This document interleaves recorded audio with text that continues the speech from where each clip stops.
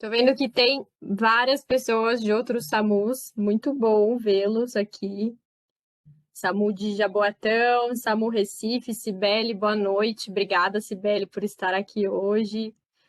Silmara, SAMU Guaratinguetá, Francis do SAMU São Paulo, não conheço. Tem vários. E apareceu agora o enfermeiro Luiz, de Portugal. Oi, Luiz. Boa noite. Tudo bem? Ah, você está sem áudio, você está mutado. Deixa eu ver se eu acho que eu não Olá, boa consigo. Ah, noite. tudo Como bem? Boa estão? noite. Tudo ótimo. Um abraço aí para o Um Brasil. abraço. O Luiz vai estar com a gente no dia 12 de maio.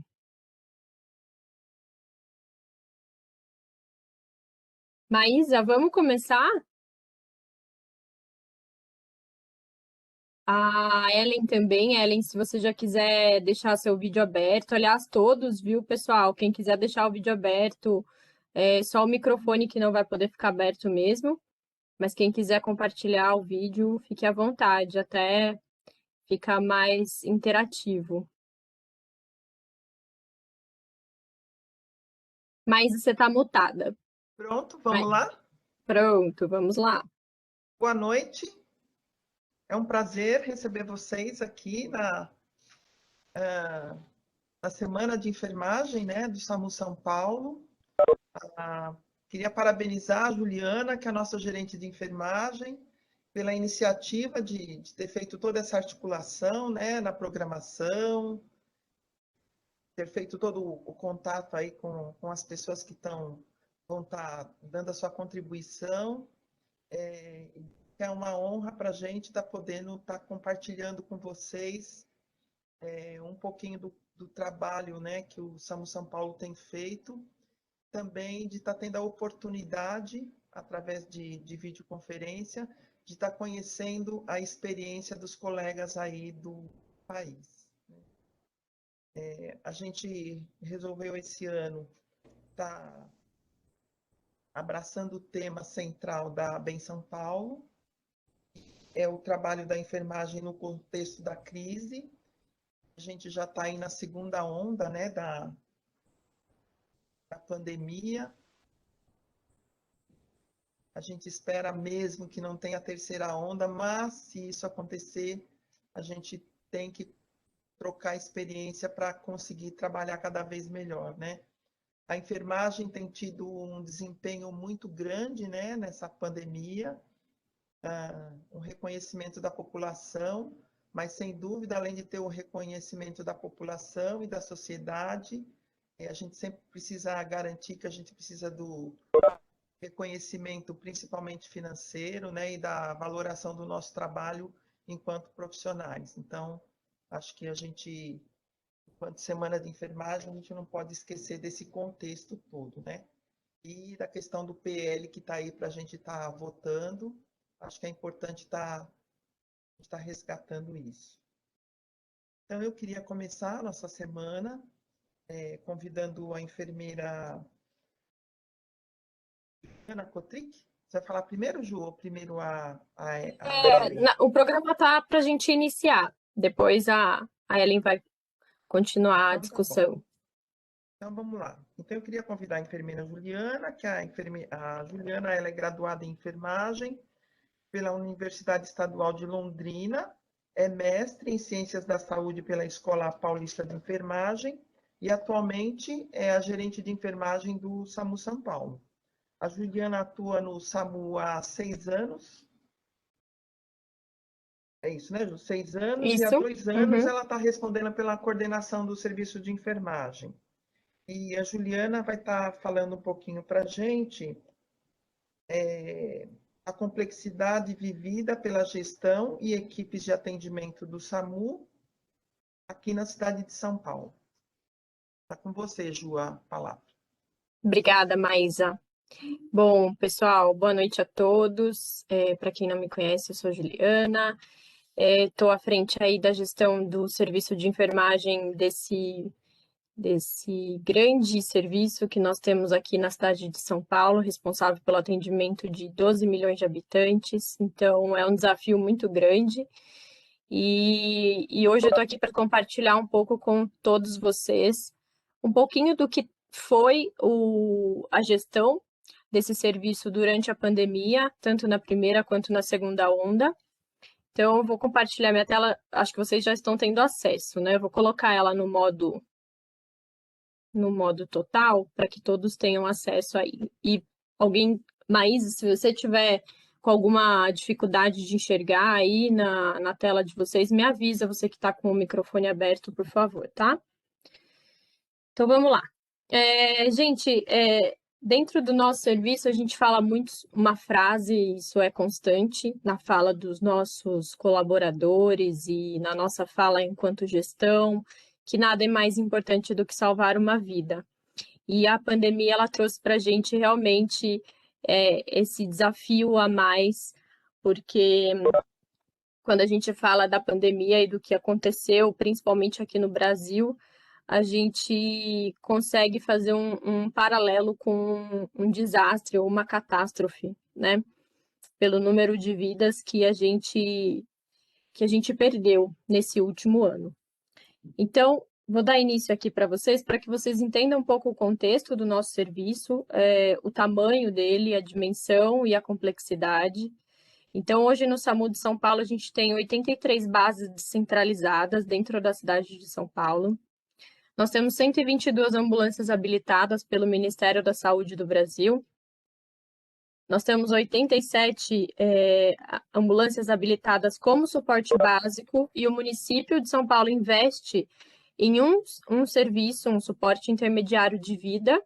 Então, dessas 87 ambulâncias de suporte básico, nós temos 21 ambulâncias de suporte intermediário, onde o enfermeiro tripula a ambulância. Nós temos 15 ambulâncias habilitadas como suporte avançado de vida.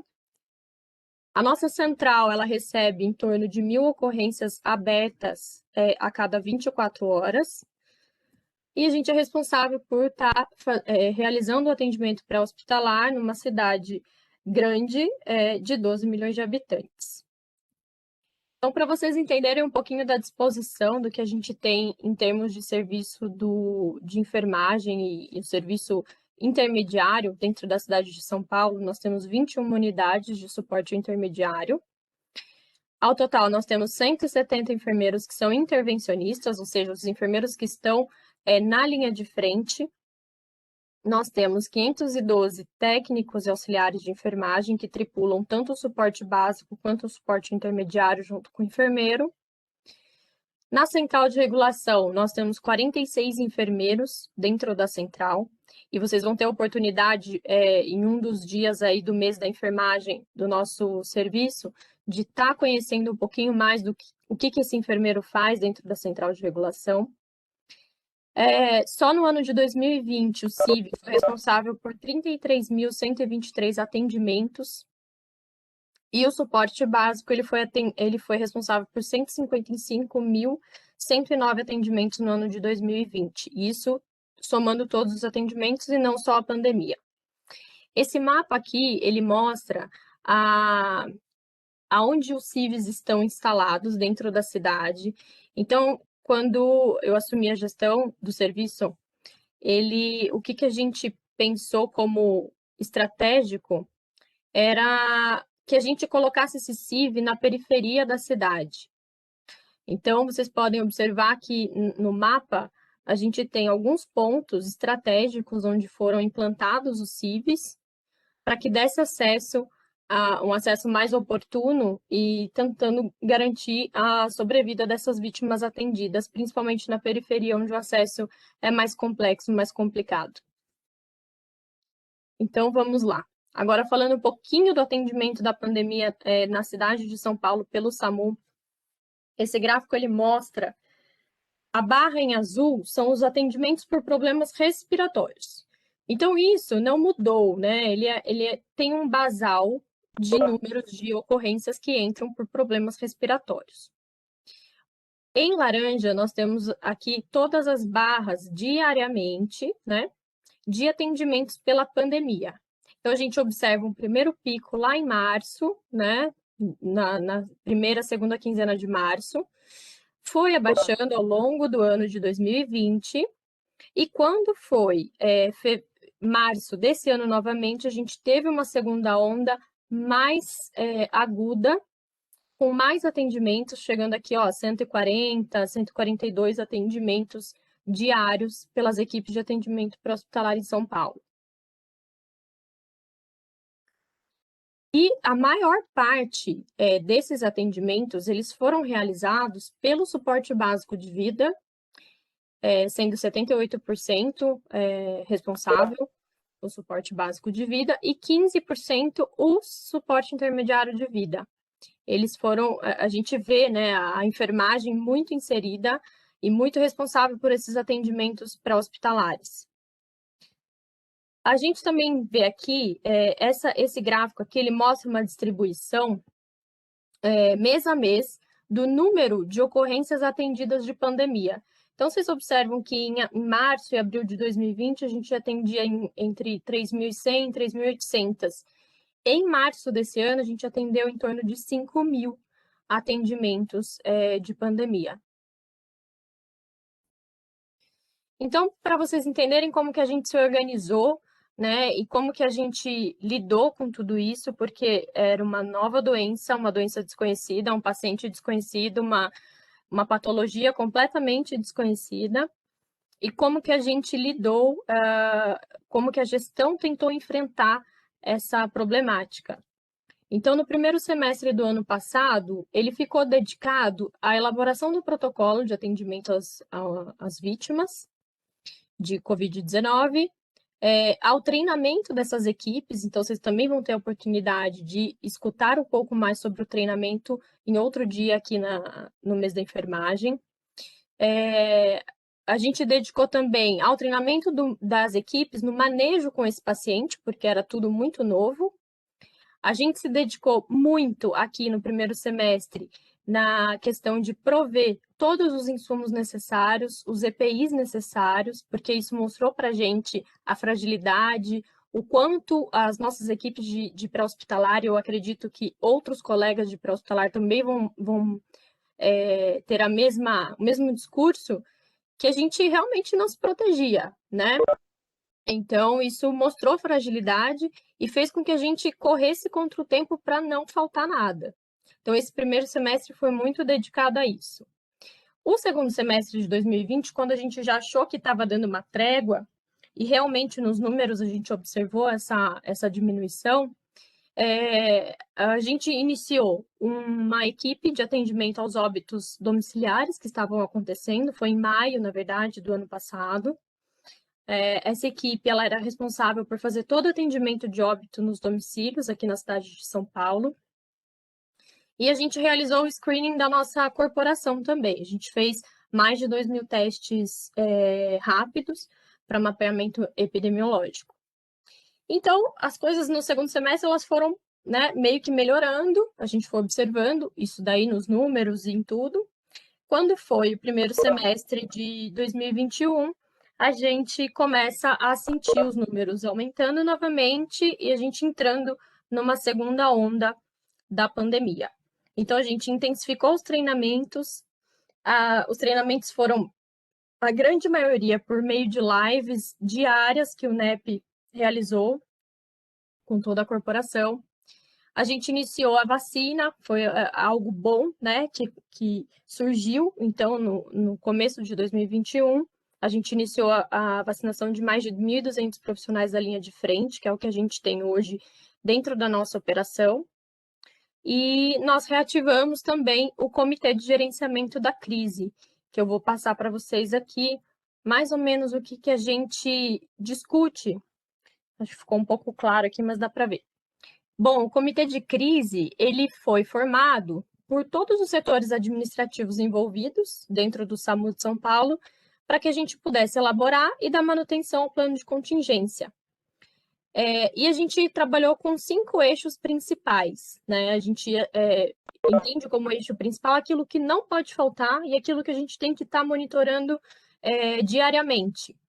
Então, o primeiro eixo, ele era insumos, materiais e medicação, EPI e oxigênio. Tanto que na segunda onda a gente teve que separar o eixo oxigênio, porque realmente foi uma crise e a gente trabalhou incessantemente para que não houvesse falta aqui, para as nossas vítimas. O segundo eixo foi limpeza e desinfecção, que a gente também viu toda a problemática que atender a vítima de Covid gerava, a necessidade da limpeza frequente, a desinfecção dentro ainda do hospital, antes de sair para um novo atendimento, e tudo isso. O terceiro eixo, a saúde do trabalhador, que a gente monitorava todos os casos de saída de atestado por suspeita de Covid, por Covid positivo, ou então óbito, que infelizmente nós tivemos 2, e tudo isso. Então, o quarto eixo ficou com protocolos e treinamentos. Nesse eixo, então, o NEP, o Núcleo de Educação Permanente do SAMU, foi fundamental, porque a gente conseguiu fazer os treinamentos em loco e também os treinamentos online com a nossa corporação. E o quinto eixo, com gerenciamento de portas, né? Na primeira onda, a gente não teve tanta dificuldade com isso. Mas na segunda onda, os hospitais estavam mais lotados, as pessoas estavam procurando mais hospital, o que foi diferente na primeira onda, as pessoas pararam de procurar hospital, mas na segunda onda não. Então a gente teve que fortalecer muito esse eixo junto com a regulação, para que a gente tivesse todos os dias um feedback das portas, né? O que ia receber, o que não ia receber Covid, tudo isso nessa cidade aí bem complexa, com muitos habitantes. Então, a regulação foi muito parceira nesse sentido e trabalhamos todos muito juntos.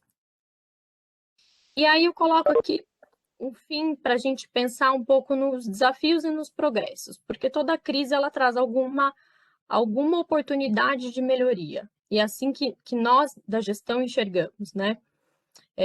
Então, o que a gente teve de desafio? A gente aumentou o tempo de paramentação, então isso aumentou o tempo-resposta das equipes também.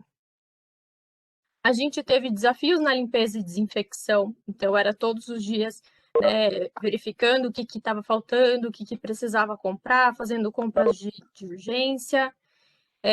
Nós também tivemos o desafio de adoecimento do nosso RH, tanto físico, por Covid, quanto psíquico, por atender muitos pacientes de Covid, por estar vivenciando todo esse caos na linha de frente. O medo do desconhecido e os treinamentos. Os treinamentos também foram um desafio importante, porque fez com que a gente tivesse a necessidade de repente, mudar tudo para o online, né? E, ao mesmo tempo, a gente vê o quanto isso trouxe prós, o quanto isso trouxe progressos, né? Por isso que eu até coloquei aqui que ele acelerou processos digitais. A gente teve que dar um jeito, né? Se a gente não consegue reunir numa sala, então vamos fazer o que nós estamos fazendo aqui hoje. Então, isso acelerou muitos processos digitais aqui dentro da nossa gestão. Então, proporcionou acessos remotos para a nossa corporação e para fora, para fazer essa troca de experiências com outros serviços também, que antes não era tão possível. A importância, a pandemia também trouxe uma importância da saúde e da enfermagem para a população em geral. A gente vê o quanto isso fez diferença, o quanto, é claro, nós ainda lutamos por muito espaço e por muita valorização, mas a gente tem que reconhecer que a pandemia também trouxe isso.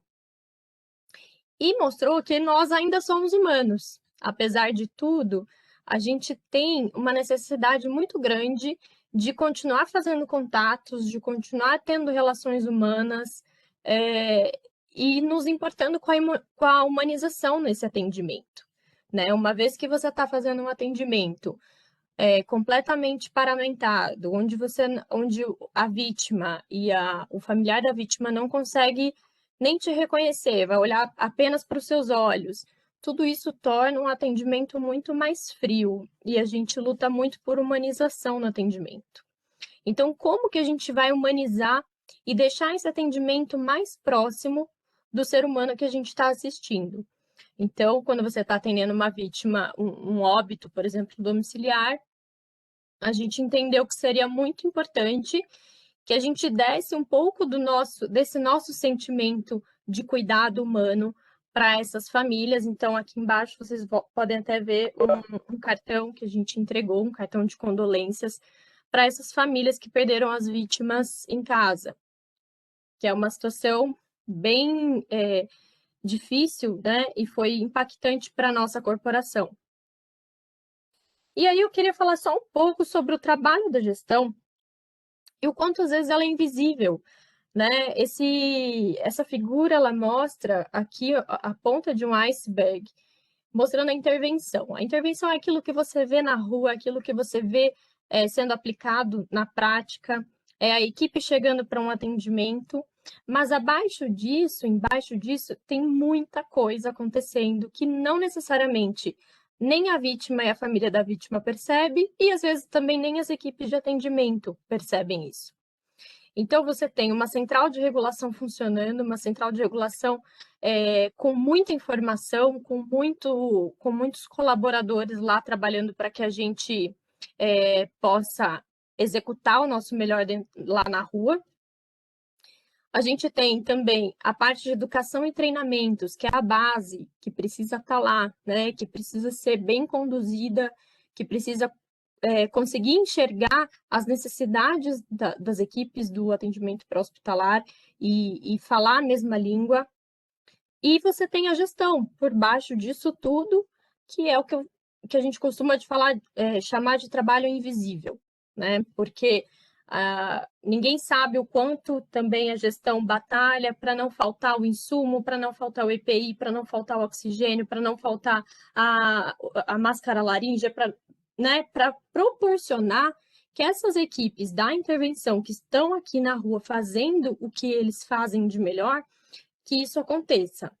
Então, isso foi um desafio, é um desafio contínuo, acredito que para vários serviços, para várias gestões, e a gente trabalha muito nessa lógica. Então, eu queria, como considerações finais, a gente pensar em tudo isso que eu falei, no tamanho da enfermagem desse serviço, e não só do SAMU de São Paulo, mas em todos os SAMUs do Brasil, o quanto a enfermagem está inserida nesse contexto, né? E o quanto a gente faz esse atendimento pré-hospitalar acontecer. Então, onde que está o enfermeiro no serviço pré-hospitalar? No SAMU de São Paulo e em outros SAMUs, né?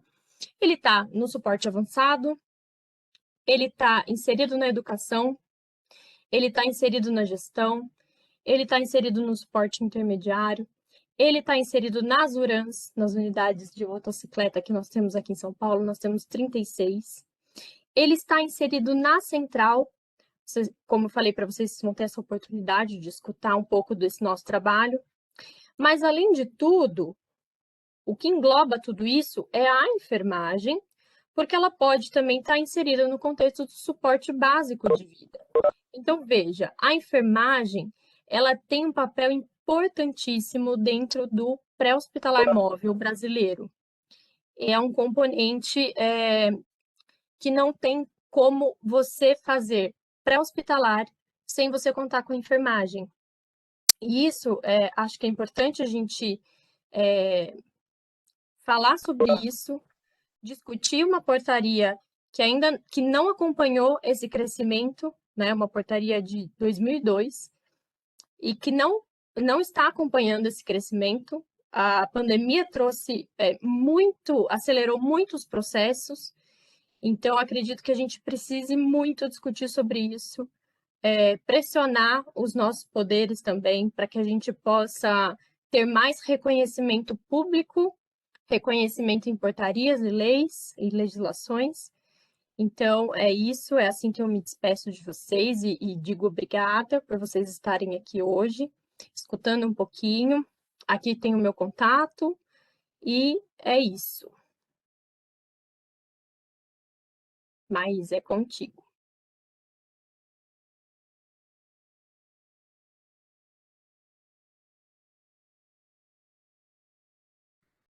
Obrigado pela sua palestra. Foi você abordou assuntos muito interessantes, né, dentro do contexto da enfermagem em geral e do SAMU São Paulo. E eu queria convidar agora a colega Ellen Palmeira Assunção. A Ellen é enfermeira, diretora de enfermagem do SAMU de Manaus há 8 anos. Ela é formada desde 1994, tem especialização em terapia intensiva, é também enfermeira do trabalho e fez o curso de gestão em saúde pública pelo Hospital Sírio-Libanês. Ellen, muito obrigado, viu, pela tua presença. E aí a gente gostaria de te ouvir agora, trocar um pouquinho de experiência, né, com a gente, que vocês viveram uma situação bastante pesada, né, aí em Manaus, e aí a gente queria estar ouvindo vocês um pouquinho. Obrigada, Ellen. Obrigada a vocês. Boa noite a todos, né? Agradeço por estar participando dessa oportunidade de compartilhar a nossa vivência do SAMU Manaus, né? Realmente, o nosso estado, ele ficou no olho do furacão, né? Vamos dizer assim, né? Ficamos no Só um olho do furacão. minutinho, Ellen, só um minutinho. Oi. Vocês estão ouvindo bem a Ellen? Aqui está um pouco baixo. Eu estou escutando bem. Beleza, agora melhorou. Obrigada, Ellen. Pode seguir. Então, agradecer, né, e falar que realmente a enfermagem do SAMU Manaus, nós ficamos no chamado olho do furacão, né? Então, todas as situações vivenciadas no início foi na nossa cidade, né? Então, a gente vai compartilhar com vocês, né, as atitudes que a gente pôde alencar nesse período, né? E o que aconteceu, né, durante o Covid no município de Manaus. Eu vou falar um pouco de como funciona a estrutura do SAMU Manaus, né? Aqui na nossa cidade, é uma média de 2 milhões de habitantes, né? A gente tem 10 bases descentralizadas, né? Elas são distribuídas nas zonas das cidades: norte, sul, leste, oeste, centro-oeste, Santa Etelvina, Cidade de Deus, Colônia e Puraquequara, né? Além dessas bases, nós temos a central de regulação, né, que funciona, que é 192, né? As ocorrências vão cair lá. Nós temos uma base fluvial, né, que nós temos aqui o serviço de ambulância, né? Serviço de ambulância que ele cobre duas partes do rio, né? 50 quilômetros acima e 50 quilômetros abaixo. E nós temos também, que faz parte do SAMU, uma base de serviço de remoção. Essa base, ela faz só as ocorrências de remoção interhospitalar e procedimentos, exame, cateterismo cardíaco, entendeu? A gente procurou dividir assim as atribuições dessas unidades. Hoje o SAMU Manaus, ele tem uma média de 957 servidores, né? Eu vi aí que em São Paulo tem muito mais, né? Mas esses 957 da enfermagem profissionais são 320 profissionais. E eles são distribuídos entre as diversas categorias. Nós temos enfermeiros, técnicos de enfermagem, o auxiliar de enfermagem e também o condutor de motolância, né? Aí veio o desafio, né? Como atuar o SAMU Manaus nessa época de pandemia, né? A gente sabe, né, como a colega falou, a enfermagem, ela foi protagonista de todas as ações durante esse período, né? Então, como garantir a segurança, né? Nosso primeiro elo no atendimento hospitalar, a segurança. Como a gente ia garantir a segurança dessas equipes, né? Então, a gente procurou trabalhar com os EPIs, né? Fazer os treinamentos, né? Que a priori posterior vocês vão ter uma orientação de como foi feito esse treinamento na nossa cidade, né? A enfermeira Leda vai estar falando isso aí. E como a gente poderia melhorar o servidor, né? Então, o que aconteceu? Além do número exacerbado de ocorrências, né? A gente fazia, em média, 400 ocorrências nas 24 horas e num plantão de 12 horas, né? Nós tivemos o acometimento de vários profissionais nossos que pegaram Covid. Infelizmente, a gente teve um óbito somente na enfermagem do SAMU Manaus, nós tivemos um óbito de uma técnica de enfermagem e tivemos 4 óbitos de condutor de ambulância, né? Então, nós tivemos, na primeira onda, o que aconteceu, né? Superlotação das unidades hospitalares, né? O SAMU Manaus, ele é gerenciado pela Prefeitura Municipal de Manaus. As portas de entradas aqui da cidade, elas pelo Estado, né? Então, o que aconteceu? Havia superlotações das unidades hospitalares, a gente não tinha onde deixar o paciente, né? A gente estava com déficit de profissionais, porque começaram os adoecimentos, né? Então, a gente começou a trabalhar essas condutas na primeira onda, né? Infelizmente, a gente teve muitas pessoas, né, que morreram na porta dos prontos-socorros e até morreram em casa. O nosso tempo resposta foi demasiadamente grande, né? Tinha ocorrência que demorava quase 4 horas com o paciente dentro da viatura. Então, como a colega citou anteriormente, além do problema físico, do estresse, o problema mental. Nós tivemos muitos servidores que ficaram abalados psicologicamente com as ocorrências, porque você pegava um paciente que estava saturando 70%, né, e tal, e nessa demanda de procurar um lugar para essa vítima, ele chegava a 5%, 10%, e era muito rápido. Era muito rápido. Era um negócio assim que as pessoas... tive relatos de servidores que choraram muito, né? Perderam parentes, perderam amigos, e perderam a população atendida. A gente sempre quer prestar uma ótima assistência, né? Atender o paciente, né, dentro dos padrões, mas devido a isso, não pudemos fazer. E aí veio a segunda onda. Essa foi mais letal. Nós não tivemos oxigênio para oferecer nas unidades receptoras. O SAMU dispunha de todos os oxigênios, a gente nenhuma vez ficou sem. Ao contrário, nós demos os nossos oxigênios nas unidades hospitalares para que a unidade recebesse o paciente. Emprestamos oxigênio para o Hospital Universitário Getúlio Vargas, que lá morreram mais de 20 naquele dia que faltou oxigênio total na cidade. Então, a gente tirou de alguns lugares que a gente tinha oxigênio grande e levou para essa unidade. E aí também aconteceu isso. E aí veio o questionamento, né? De todas essas atitudes, a nossa segurança ficou totalmente comprometida. O que acontecia? Às vezes a gente chegava na ocorrência, né, já tinha acontecido faz tempo, o paciente já tinha até morrido, né? Aí vinha o questionamento, por que demoraram tanto, né? Mas, graças a Deus, a população manauara já estava ciente das demandas que a gente informava, né? No setor de regulação, nós temos enfermeiras reguladoras. Elas fazem um contato com as famílias informando da demora, né? Por que da demora, né? E esse nosso tempo-resposta, que realmente durante a pandemia não houve como melhorar essa situação. O que nós fizemos? De imediato, ao primeiro caso, primeira vítima que confirmou coronavírus no município de Manaus, a gente já elencou e providenciou o material definitivo que precisaria para essas equipes atender essas vítimas, né? Elaboramos esse protocolo, né? Sentamos no gabinete de crise junto com a Secretaria Estadual de Saúde para fazer a demanda do recebimento desses pacientes, como isso ia funcionar, porque a gente não estava conseguindo entregar os nossos pacientes.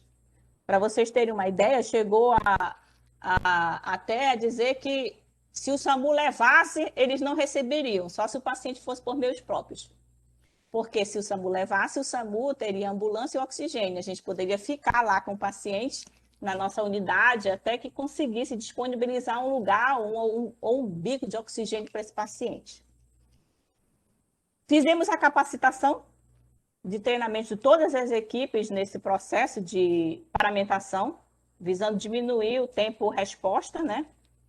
Assim como a desinfecção das ambulâncias. Aqui em Manaus, a gente tem uma empresa que faz o serviço de desinfecção das ambulâncias. Nós temos os DICs nessas bases, então as equipes que fazem são um pessoal dos serviços gerais de uma empresa contratada. Então, nós capacitamos eles também para participar desse processo. Então, eu procurei elencar uma coisa bem rápida, né, para vocês terem uma ideia da noção do que aconteceu no município de Manaus. Nós procuramos frisar basicamente nesses protocolos, né, para o pessoal fazer sistematicamente, né? Verificamos o conhecimento técnico e científico, fomos estudar um pouco, né, que era um vírus novo, ninguém sabia muita coisa, né? E verificamos aspectos éticos, né? Porque devido à situação do atendimento dessas vítimas, a gente passava por algumas situações que precisaria ter um comportamento, uma conduta que mais tarde não fosse prejudicar o serviço da enfermagem, né? Ah, você demorou, você não fez isso, você não fez aquilo, entendeu?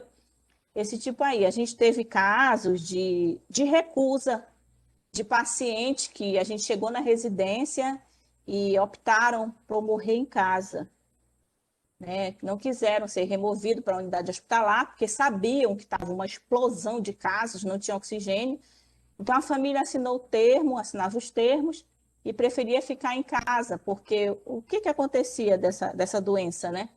A pessoa morria sozinha, né? Não podia ficar o acompanhante, não podia ficar ninguém. Então, aqui foram criadas umas chamadas salas rosas. Nessas salas rosa, ficavam os pacientes com Covid positivo, né? E ficavam sendo monitorizados assim, né? Saturação, em alguns casos, até pacientes entubados, junto com não entubados, porque não havia leito de UTI também.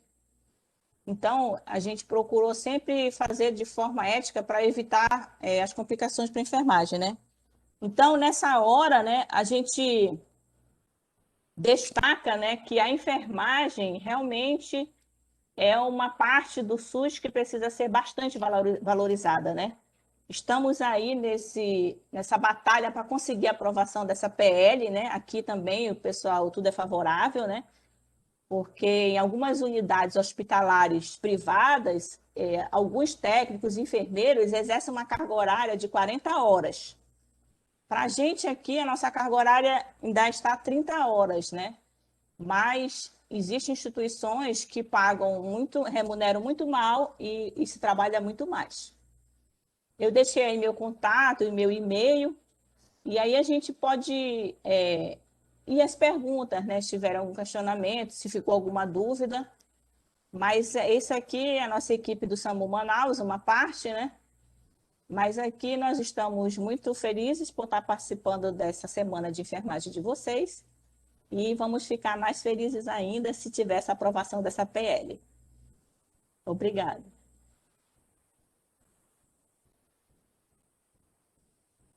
Obrigada, Ellen, pela tua partilha. Super interessante ver como vocês conduziram isso. Mas é com você. Eu queria saber se alguém tem alguma pergunta, né, para estar fazendo para as nossas palestrantes. Eu tenho uma pergunta para fazer para vocês. Queria saber, vocês, no papel de gestoras, qual foi o sentimento que vocês tiveram para conduzir uma situação como essa? Porque essa situação é uma situação ímpar, né? Para quem, né, Ellen, você está na gestão há 8 anos e aposto que de todas as experiências que você teve, essa foi uma experiência ímpar, né? E a Juliana, que está chegando na gestão, já ter pegado uma situação como essa, né, que nós tivemos que ser muito criativas para poder dar conta dessa situação com competência.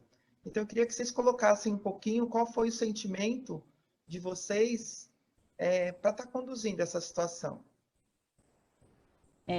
Bem, o meu sentimento, né, foi de gratidão, né? Embora eu seja gerente de enfermagem do SAMU, eu fui para a linha de frente, né? Eu participei ativamente. Na segunda onda, nós fizemos uma parceria com a Secretaria Estadual de Saúde para transportar algum dos nossos pacientes para outros estados do Brasil. Então, o SAMU também participou dessa missão. Então, nós ficamos direto aí fazendo voos quase que diariamente, levando 30 pessoas todo dia para ser absolvido em outros estados. Aproveitando, agradeço os outros estados que receberam nossos pacientes, né?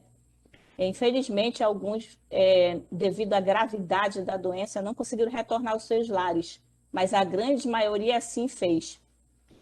E realmente foi bastante difícil. Como eu relatei anteriormente, muitas profissionais da enfermagem ficaram abalados. Ainda tem gente que psicologicamente não conseguiu recuperar as cenas vivenciadas nas unidades hospitalares, né? Mas assim, o nosso normal eu acho meio difícil voltar, né?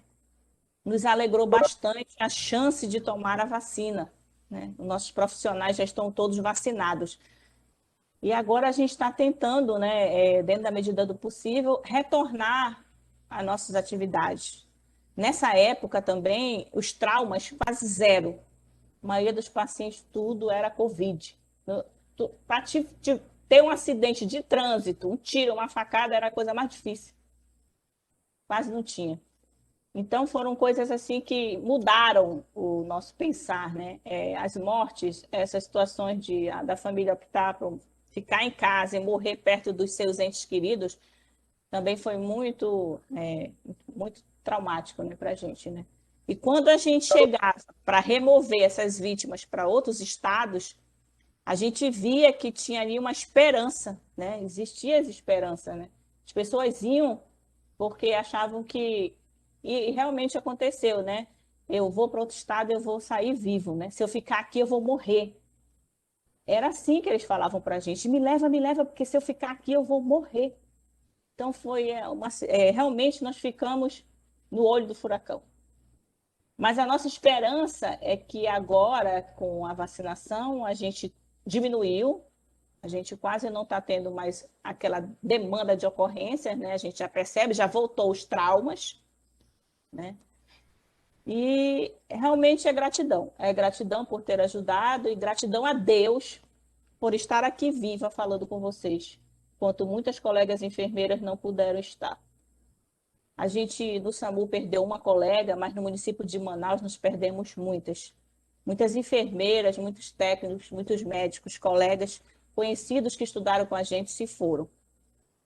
E essa perda realmente é só o tempo que vai conseguir, né, recuperar.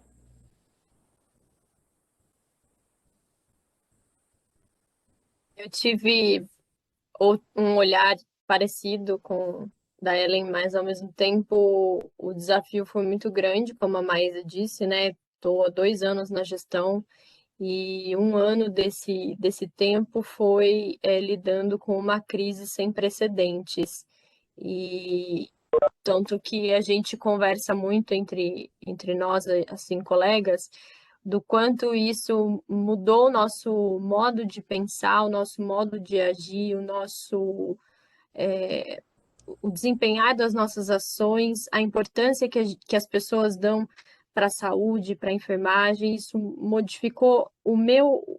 Eu, Juliana, mudei muito nesse um ano, né? Então, é o que eu falo, a crise ela traz possibilidades de melhoria. Então, eu acredito muito nas melhorias e no quanto a gente acelerou processos com isso. Eu também tenho muita gratidão, apesar de toda a perda que ocorreu e que ainda está ocorrendo. Tenho muita esperança aí na vacinação, assim como a colega,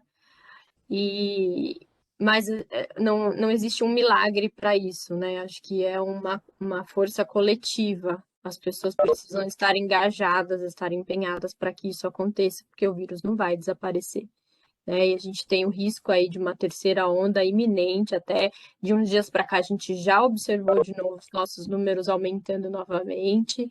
Então, é um risco aí que está batendo na porta e, e a gente tem que lidar com isso o tempo todo. Foi um grande desafio. E eu queria fazer uma pergunta, Ellen, sobre como que vocês lidaram com os pacientes que tiveram que ficar dentro da ambulância se isso ficou, se os pacientes ficaram mais de horas dentro da sua ambulância aguardando um atendimento, uma porta, e como que você fez para gerenciar esse turnover da equipe, o retorno dela para a operação, enfim, queria que você falasse um pouquinho sobre isso, porque apesar de todo o caos que a gente viveu, a gente não viveu esse momento de ter um paciente internado dentro da nossa ambulância, mas acredito que vocês chegaram por algo parecido, viveram algo parecido. Sim, quando aconteceu a situação dos pacientes ficarem nas ambulâncias, a gente ficava aqui meio que rodando de unidade em unidade até ter uma porta aberta para entrar. A gente tem uma equipe de enfermagem que é meio questionadora mesmo, entrava, pedia, não, eu vou botar aqui, entendeu? Então, essas condutas ajudaram muito a minimizar esse tempo, né? Mas teve casos realmente que a gente teve que deixar até o cilindro de oxigênio esvaziar dentro da ambulância para poder a unidade receber. Porque se a gente deixasse o paciente na unidade, ele ia consumir um pouco de oxigênio que tinha lá e aí ele não teria como distribuir para os que já estavam lá, né? Então, aí, o que a gente fez? A gente tirou os cilindros de oxigênio grandes dentro da ambulância, a gente andava com uma chave, né? Tirava, deixava o oxigênio junto com a maca com o paciente dentro da sala rosa e depois ia pegar um outro cilindro nosso para colocar na viatura e assim quando tivesse uma liberação, que às vezes demorava até 2 dias, a gente conseguia resgatar o nosso material. Mais ou menos dessa forma, a gente conseguiu, né? E infelizmente teve casos de pacientes que, como a saturação caía muito rápido, né? E a gente já entrou já ele em parada, né? E foram a óbitos, alguns. Foi a única forma que a gente conseguiu de minimizar esse tempo, né? E esse pessoal, essa ambulância, quando a gente desmonta, né, tira o oxigênio e tudo, ela fica sem utilização, né? Aí já refletia nas próximas ocorrências que estavam esperando o atendimento. A gente conseguiu ativar agora os microfones. Quem quiser ter acesso ao microfone e compartilhar alguma coisa, ou conversar, ou perguntar, fica à vontade, tá? Acho que a Leda tinha colocado uma mensagem aqui. Leda, se você quiser aparecer e conversar um pouquinho com a gente.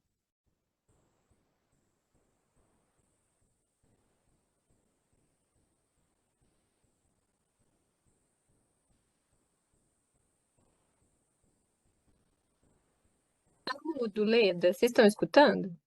Não, Sim. Leda, você está Tá, escutando? tá Pode fazer a mudo. pergunta, Leda. Abre o microfone. Ela abriu, só que tá sem. Ah, não estamos escutando.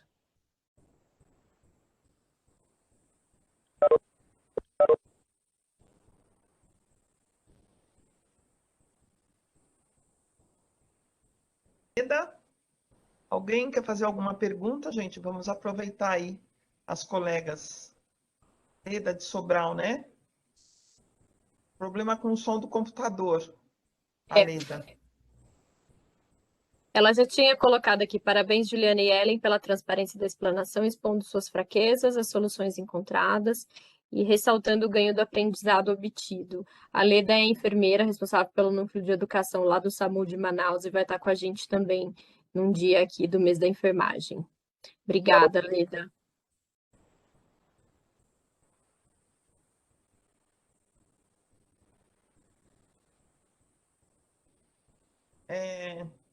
Eu queria falar um pouquinho, né, da experiência enquanto enfermeira de estar conduzindo o SAMU na cidade de São Paulo.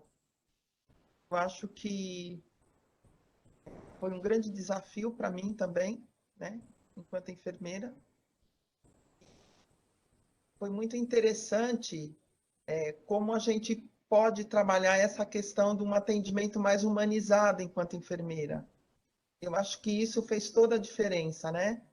Porque a nossa relação com as famílias ela teve que ser uma relação mais próxima, né? Não é só aquela relação que o pré-hospitalar tem de pegar e levar, né? Principalmente com o trabalho que nós fizemos de declaração de óbito no domicílio, e aí eu tive a oportunidade de estar fazendo esse trabalho com o nosso médico regulador aqui, o Dr. Admilson, e realmente foi uma experiência, como pessoa, foi uma experiência muito importante, porque a gente pôde entender até melhor o tempo que as equipes precisavam para estar executando essa tarefa, né? Que é uma tarefa que não é comum para o pré-hospitalar, né? O pré-hospitalar não prepara corpo, né? O pré-hospitalar ou ele constata, porque ele tem sinais de morte evidente, ou ele transporta em procedimentos, e mesmo quando você tem um médico na cena, que você, né, atesta o óbito, você deixa o corpo como ele está e você não manipula esse corpo. E aqui em São Paulo, nós tivemos a experiência de ter que preparar esse corpo, né? Nós tivemos que ensacar esse corpo. E eu lembro que essa experiência, eu tenho 30 anos, né, quer dizer, 35 anos de formada como enfermeira e de atendimento pré-hospitalar 20 anos. E durante essa minha jornada, eu nunca tinha tido uma experiência dessa maneira. Então, assim, quando a gente começou a estudar um pouquinho a pandemia enquanto gestão, e quando a gente teve a informação de que seria muito grande o número de mortos, eu fiquei aquele final de semana sem dormir, chorei muito, porque eu não conseguia conceber como é que a gente ia deixar as pessoas ensacadas em casa. Foi, assim, bastante importante ter conseguido vivenciar essa experiência, né, com o colega da regulação, porque quando a gente começou a fazer esse trabalho, a gente tinha que se estruturar, e chegou no domingo de Páscoa, tinha uma equipe na rua para fazer esse trabalho, e aí eu falei, né, falei, Admilson, você pode ir como médico e eu vou como sua enfermeira, e vamos ajudar as equipes a fazer esse trabalho. Eu acho que foi uma experiência muito importante, que a gente pôde entender como é que se passava isso, e a gente conseguiu até pensar nessa condolência que a família tinha que ter.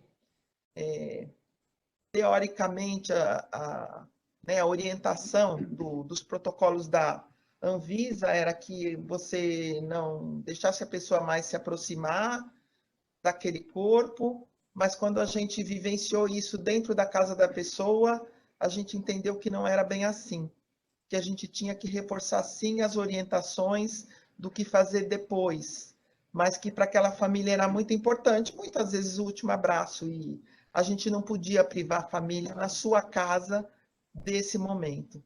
Então, acho que essa foi uma experiência muito forte, né, dentro de todos esses meus anos de profissão e de pré-hospitalar, foi uma experiência bastante forte. E eu acho que isso mostra o quanto é importante a gente ter humanização na assistência, sabe?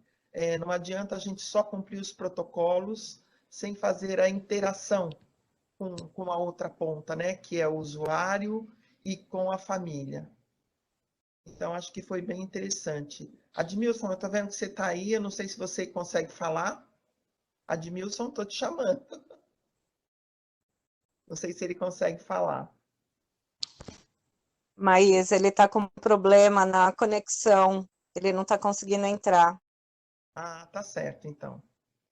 Mas foi isso, acho que essa pandemia veio para mostrar muita coisa para a gente, né? E a própria relação psicológica com as equipes, com os profissionais, né? O acesso à vacina, a gente teve que fazer escolhas dentro do próprio serviço de saúde, né? Por que que o da operação vai vacinar e eu que estou na regulação não vou ser vacinado agora? E a gente teve que lidar com muitos medos, né? Tanto é que a gente buscou esse apoio de equipes de saúde mental, e para estar fazendo esse atendimento online, né, para todo mundo, porque a situação ficou bastante pesada mesmo, né? Isso sem contar na própria gestão, que a gente teve muito problema de afastamento, foi uma coisa incrível, assim, foi uma situação onde foi um teste mesmo para a gestão. Mas eu acho que a gente pôde se preparar, acho que é fundamental a gente ter as salas de situação, porque é nela que a gente vai acompanhando dia a dia as necessidades, né? As colegas que estão nas regiões de saúde vão demandando as necessidades da operação e a gente, enquanto gestão, vai entendendo o que está acontecendo dentro da gestão e vai fazendo essa costura para a gente ter menos dano. Então, essa inter-relação ela é fundamental e eu acho que a experiência da sala de situação ela é fundamental para isso. A gente teve que montar uma contingência aqui no SAMU São Paulo, então nós separamos 4 viaturas da operação e preparamos para fazer transporte, porque diferente dos outros locais, os hospitais aqui na cidade de São Paulo, eles têm um contrato de ambulância, tanto os hospitais como as UPAs. Então, nós usamos a RUI, né, a grade da RUI, e aí tem sempre uma referência para você conduzir esse paciente para algum lugar, de acordo com a grade da RUI. Então, o SAMU, a gente fica como retaguarda para se houvesse alguma necessidade de estar ajudando nesse transporte. Então, nós montamos uma contingência aqui, a gente mandou preparar a viatura no sentido de estar cobrindo as gavetas, os armários, para que a gente pudesse ter mais facilidade para estar fazendo essa desinfecção e agilizar. Então, acho que essa parte do plano de contingência, enquanto gestão, é algo que faz toda a diferença. Bem como a gente disponibilizar equipes extras para fazer esse serviço, né? Porque se você tem um contingente, embora você tenha tido uma redução da demanda, mas, por outro lado, você teve um aumento do tempo. Então, você, em tese, teria que ter mais equipes para você conseguir atender a sua demanda. Então, quando você pensa, por exemplo, numa transferência, onde você vai gastar um tempo maior, porque não tem essa vaga, né? A gente, em média, aí, 2, 3 horas você pode perder numa transferência. Então, é importante que você tenha equipe dedicada para fazer isso, né? E a gente conseguiu estar montando aí uma equipe extra para estar fazendo esse trabalho. Da mesma maneira, dos óbitos domiciliares. Durante 30 dias, a nossa equipe de suporte avançado, nós fizemos um treinamento e as equipes de suporte avançado, por escala, iam cobrindo as regiões. Mas aí a gente entendeu que a gente ia ter um prejuízo na questão da assistência. E aí a gente conseguiu contratar a equipe dedicada a fazer isso. Nós tivemos 6 equipes contratadas que trabalharam no SAMU por 3 meses. 4 equipes trabalhando durante o dia, dividimos a cidade, e 2 equipes trabalhando no plantão noturno com o gerenciamento da nossa central de regulação, né? Porque quem é que vai dizer que esse paciente está morto ou está vivo?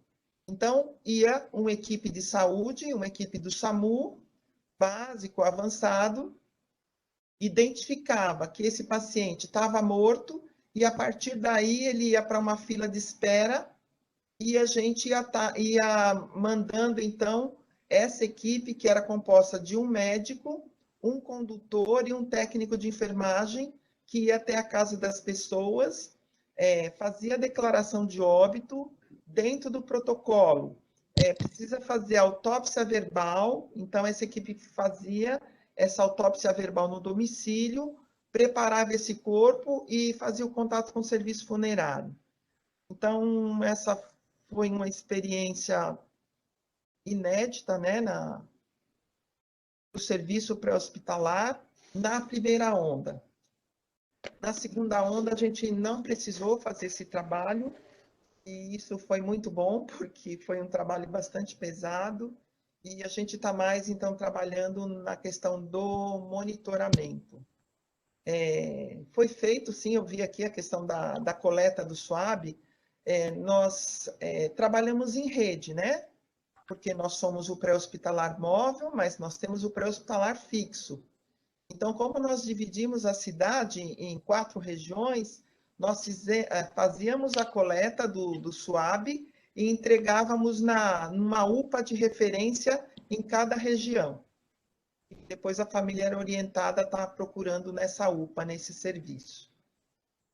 Então, foi uma série de novidades dentro do atendimento pré-hospitalar que a gente teve que fazer uma adaptação.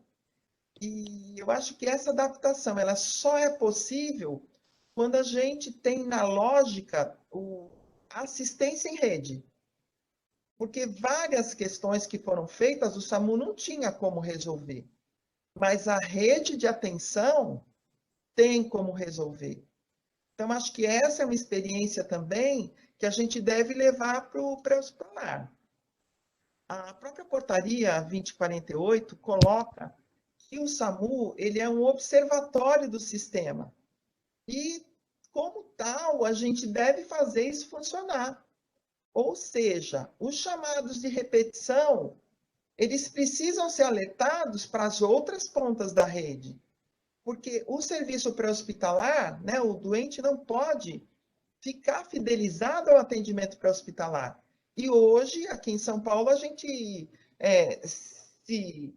se depara com situações que as equipes já sabem quem são os pacientes. Então, há uma falha na rede de atenção que precisa ser trabalhada, e aí a gestão acho que tem esse compromisso de estar colocando esse paciente aonde ele tem que estar. Você tem que tirar essa fidelidade que ele tem, estar chamando o SAMU toda semana ou todo mês. Então, acho que a pandemia trouxe isso, né? Além das questões tecnológicas, que a gente teve que avançar, mas também está mostrando para a gente o quanto é importante a gente ter uma rede de atenção articulada, né? Para a gente poder estar trabalhando junto. Maísa, o doutor Admilson mandou uma pergunta aqui no WhatsApp, porque ele está com um problema na conexão, para a enfermeira Ellen. O doutor Admilson é o nosso chefe da regulação, Ellen. E ele está perguntando a você o seguinte: como que a regulação de Manaus, tanto os médicos quanto os enfermeiros, se comportaram nos momentos cruciais da crise, uma vez que não havia lugar para encaminhar as vítimas?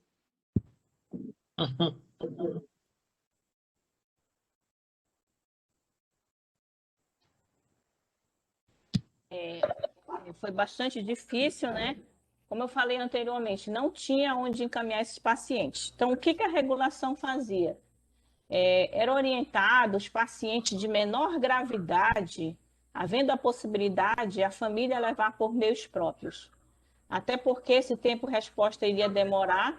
Como a gente já sabia que muitas unidades não iam estar recebendo esses pacientes, a gente orientava dessa forma. Somente aqueles que realmente não tinham recurso ou estavam com maior gravidade, que não tinha como ser encaminhado por meios próprios, os médicos reguladores encaminhavam a viatura. Aqueles que, por exemplo, demoravam muito tempo para a gente chegar até lá, porque como tinha a ocorrência que demorava 4 horas um paciente, a enfermeira da regulação fazia o contato para perguntar se ainda estavam esperando a ambulância do SAMU.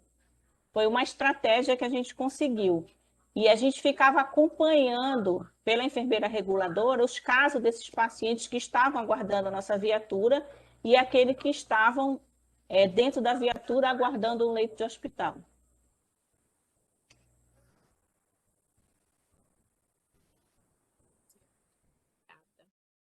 Ellen, quantas viaturas de suporte avançado vocês têm? Nós temos 7. 4 nas zonas da cidade e 3 na unidade de remoção. E houve um comprometimento das viaturas de suporte avançado para esse transporte? Sim, na época que começou a pandemia, essas unidades de remoção, elas funcionavam, na verdade, como unidade de atendimento para esses pacientes de Covid, porque a demanda das nossas USAs que faziam os atendimentos residenciais não dava tempo. E também diminuíram, né? Na época da pandemia, exames, cateterismo, quase não tinham esse tipo de ocorrência, né? E aí eles ficavam para atender a situação de rua mesmo, de residência. Aqui o SAMU a gente não fazia o preparo do corpo, né? O sistema de verificação de óbito começou a ser implementado e partiu deles o documento de fazer essa constatação na residência. A prefeitura implementou o programa, né? Ele estava meio ruim na época, e eles mesmo que faziam a declaração de óbito na residência e faziam o transporte do corpo. A gente tem um programa aqui que é o SOS Funeral. Eles são tipo modelos ambulâncias, que eles vão na residência e levam o corpo para preparar no local para fazer, né? Pessoas carentes que não têm recurso, é dado até o caixão. Funciona dessa forma aqui na nossa cidade. Aí aconteceu assim de ter muitos óbitos e às vezes o SOS funeral demorava um pouco para resgatar essa vítima em casa, né? O paciente falecido, né? E, às vezes demorava até 24 horas. Morreu hoje, aí ficava lá na residência e eles iam resgatar o corpo amanhã, porque a demanda era muito grande. Nesse período também a gente começou a fazer sepultamento à noite, porque os cemitérios não funcionavam à noite, né? Não fazia o sepultamento. E aí a prefeitura liberou esses sepultamentos à noite para poder a gente conseguir liberar o maior número de pessoas para o seu enterro, né? Não podia ir muitas pessoas para o enterro, eram 3 pessoas só da família que iam para o enterro. Não existia o velório, né? Essa vítima não tinha velório, ela morria só, e era enterrada só. É mais ou menos isso. Eu não sei se eu respondi a pergunta dele, mas a gente começou a agir dessa maneira, né? Limitava o número das ocorrências, dependendo da gravidade, aqueles que não tinham como ir aguardavam até a nossa chegada, e aqueles que estavam com a gente tentava de alguma forma deixar na unidade hospitalar, até se fosse necessário deixar tudo que a gente tinha. Oxigênio, maca, oxímetro, máscara com reservatório, a ambulância ficava sem nada, mas a gente conseguia entregar esse paciente. Mas alguns com essa demora aí. Deu sim. Obrigada, Ellen. Maísa, tem alguns comentários aqui no bate-papo, só vou ler. A Mariana coloca: parabéns, Maísa, pela atuação ímpar nesse tempo tão difícil. A Jéssica, parabéns aos envolvidos. A Sheila Rezende, acho que é de Ilhabela, né, Sheila? É excelente a forma de cuidados que vocês compartilharam com as suas equipes. É uma das respostas para quem cuida de quem cuida. A Vanessa lembrou bem, falando da coleta de swab, que a gente também fazia, né, nesse processo aí de óbito domiciliar, que além de tudo a gente ainda fazia coleta, levava para o laboratório. Então, foi um tempo bem difícil mesmo para todos nós. E nós tivemos que capacitar o SOS Funeral e fornecer EPIs. A Beta está colocando aqui sobre a atuação de vocês em Manaus.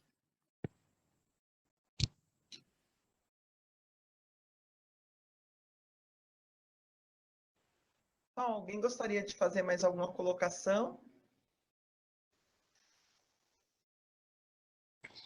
Não? Então, eu queria agradecer imensamente a sua presença, Ellen, a nossa semana de enfermagem. Queria agradecer também a Juliana. Queria agradecer a presença de todos. Dizer que a gente tem aí uma semana bastante bacana, com uns temas muito legais para a gente estar compartilhando e discutindo com vocês. Então, eu gostaria de agradecer a presença de todos e convidar para o nosso próximo encontro, será? Que dia, Ju? Deixa eu ver aqui na 12 de programação. maio, a gente Dia vai 12 de falar, maio. dia 12 de maio mesmo, a gente vai falar sobre o enfermeiro intervencionista nas unidades de suporte intermediário. A Giane vai passar todo o panorama do CIV no estado de São Paulo. A enfermeira Belisa, que é uma enfermeira aqui do nosso serviço, vai falar sobre a atuação do enfermeiro no suporte intermediário de vida. E o enfermeiro Luiz Bravo vai trazer a experiência do suporte imediato de vida no INEM de Portugal. Então vai ser bem interessante e a gente pede aí para vocês divulgarem com os seus parceiros, com seus pares, com seus serviços. É muito legal ver a gente de todos os lugares, de vários SAMUs. A gente passa os mesmos perrengues, né? Uns com maior intensidade, outros com menor intensidade, uns usam ambulância, outros usam moto. Mas a gente está no mesmo barco, né? Fazendo um paralelo aí, a gente está no mesmo barco e a gente tá tentando fazer um melhor atendimento para as nossas vítimas, garantir um acesso oportuno, de qualidade, levando o atendimento para hospitalar com qualidade para a vítima. Isso é o mais importante, isso é o maior desafio da gestão. Eu acredito que esse é o maior desafio, porque a gente não está lá junto com o profissional que está fazendo a atuação, né? A gente gostaria de estar, eu sempre falo isso, parece que eu queria ser uma mosquinha em todos os atendimentos, ou então estar lá junto em todos os atendimentos, mas o nosso desafio é esse. Então, acho que vai ser bem rico o debate, assim como hoje, foi muito bacana. Ellen, muito obrigada por você ter topado passar para a gente ficou pensando antes de construir o mês da enfermagem, qual essa música a gente chamaria, e não teria como não falar de Manaus, né? É um ícone, realmente foi uma situação ímpar que vocês vivenciaram, a gente sentiu aqui na nossa pele todo o que vocês sentiram, né? Mas numa intensidade menor, e vocês nossa, foi uma crise muito grande. Então a gente reconhece isso, não tinha como não deixar vocês de fora de jeito nenhum e trazer essa experiência para nós, porque isso é realmente enriquecedor. Então agradeço muito, agradeço todos vocês, colegas que estão aqui, pessoas que a gente conhece, pessoas que estão de fora, e fiquem preparados aí para o dia 12 também, todos os outros dias que a gente preparou com bastante dedicação do mês da enfermagem. Obrigada, Ellen. Obrigada, Maísa. Gente, muito obrigada a presença de todos. Eu acho que a gente tem que fazer, Ju, uma homenagem para aqueles nossos colegas que se foram, né? Nessa pandemia. Então, acho que é importante até o final da semana de enfermagem, especialmente esse ano, a gente está dedicando um tempo onde a gente possa estar homenageando os nossos colegas que partiram no exercício da profissão, né? Partiram cuidando do outro. Então, o nosso recado, né? Francis está aí. Se cuidem, né? Vamos continuar se cuidando, vamos cuidar das nossas equipes e até o nosso próximo encontro. Tá bom, gente? Muito obrigada a vocês. Obrigada. Boa noite. Até o Tchau, próximo. tchau, Até boa o dia noite. 12. Obrigada. Tchau.